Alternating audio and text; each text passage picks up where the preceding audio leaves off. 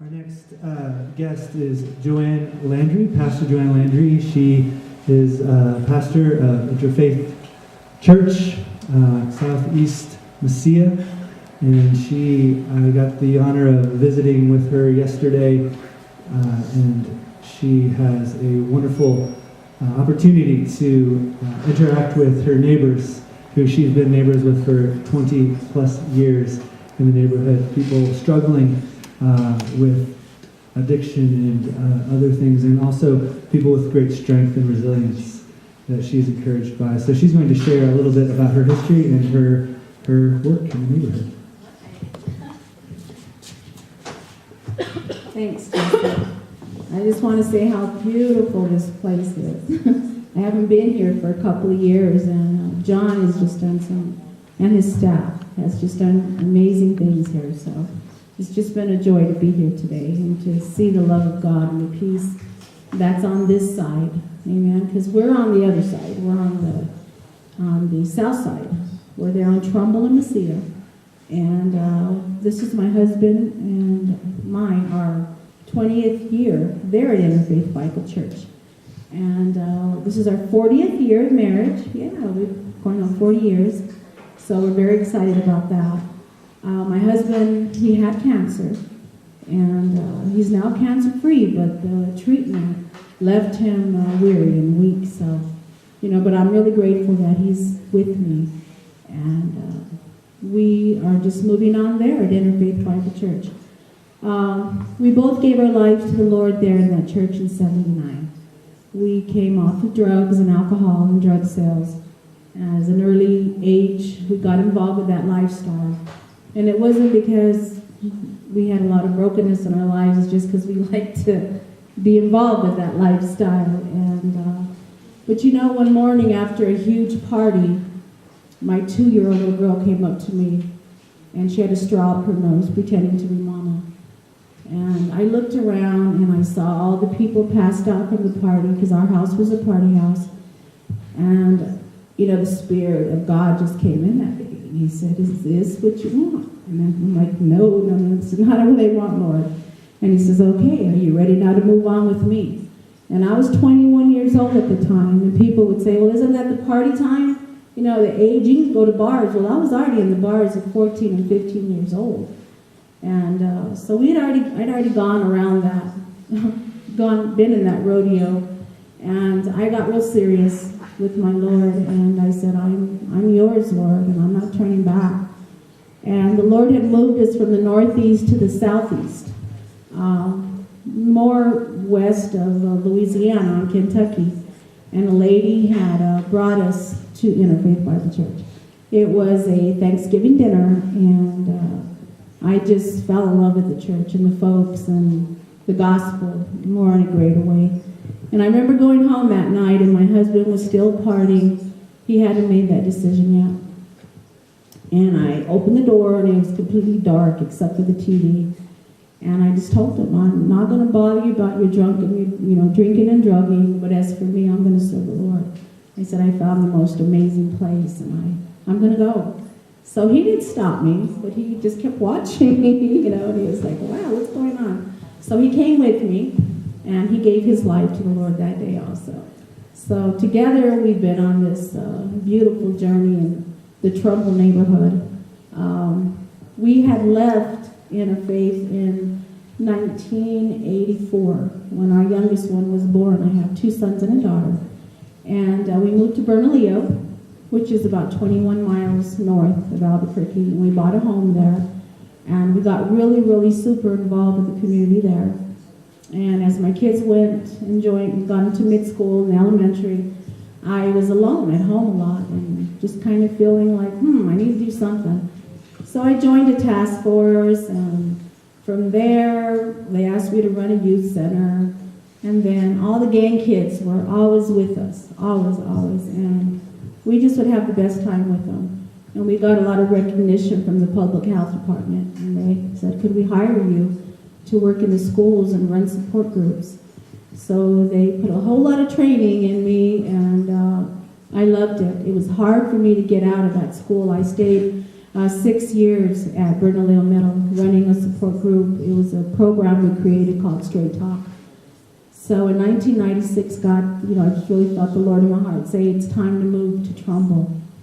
And my family wasn't too happy about that, because at the time in Bernalillo, our home, we didn't lock our doors at night, and everybody was just one big happy family in our community.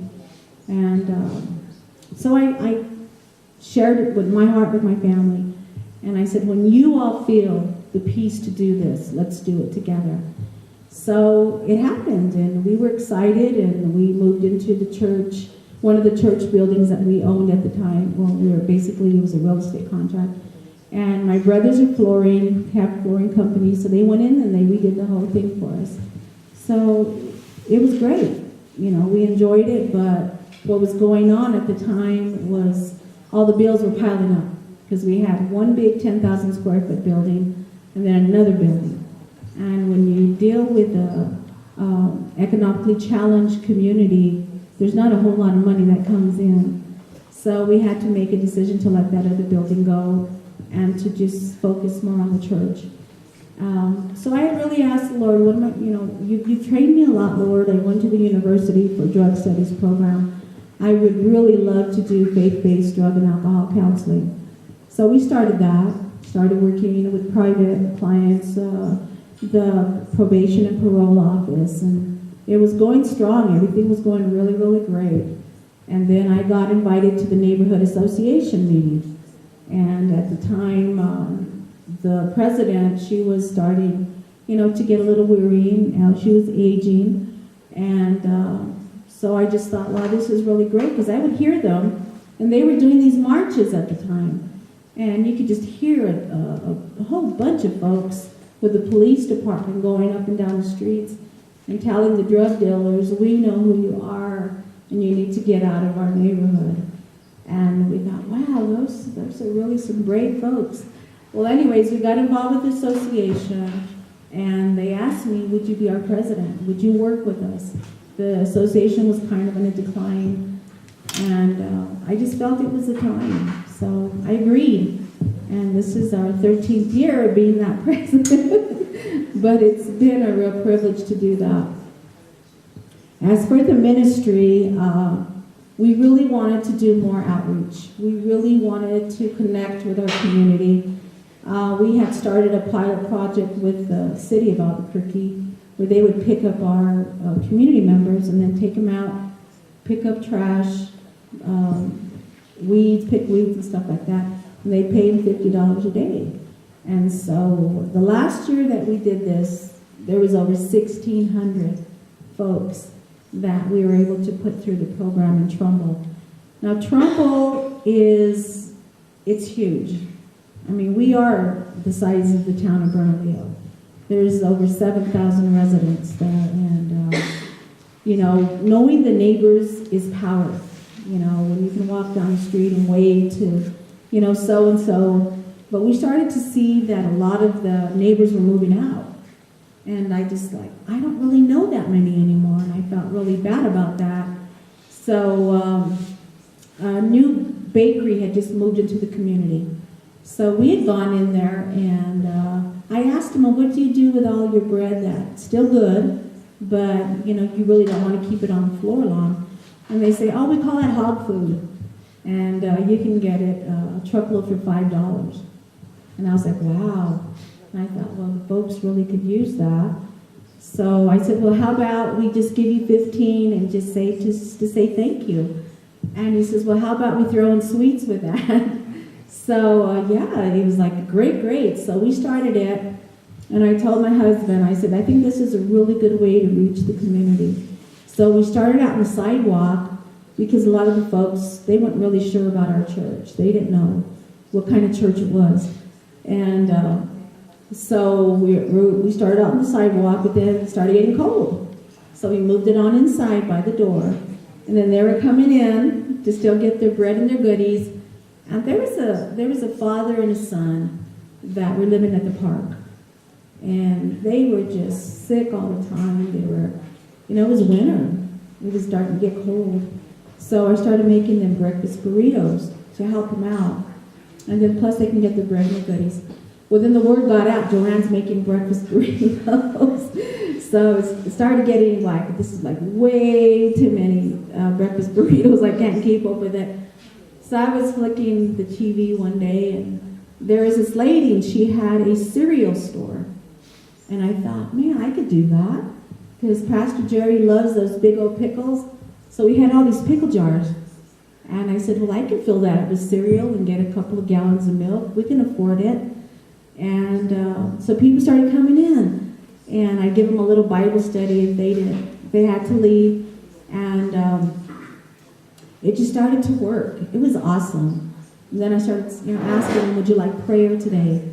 And they were just crying and reaching out and talking to us about their pain. And we noticed that a lot of them were folks that were struggling with addiction and the lifestyle of prostitution. It was just a whole lot of different types of varieties of our community that we're all coming together. A lot of our families that were immigrants, a lot of just single moms. I mean, it was just a whole variety of a bunch of awesome folks. So we started throwing in sandwiches and chips and cereal, and started to grow, and they just stayed. They wanted to stay. So, we started to have a little bit of a Bible study, maybe 10-15 minutes, not too long. And we noticed that a lot of the women, they didn't have a lot of hygiene. They were always asking for different stuff. So we started getting together hygiene stuff, shampoos, conditioners, deodorants, toothbrushes, all kinds of stuff. And we started giving that to them. And we started a clothing bank. We had boxes full of nice clothes. It was just, we're going now on 3 years. And we're really having a good time with it. They're coming, it's a real consistent bunch, anywhere from 50 to maybe 100 at times, depending on the time of the month. Like the first of the month, we say maybe 50 of them. But towards the second, third, and the last Monday of the month, we do this breakfast brunch on Mondays. They're coming in, and it's just beautiful. So our ministry right now, we're wanting to do more. We're wanting to see if we can open up a day shelter where people can shower, people can do their laundry.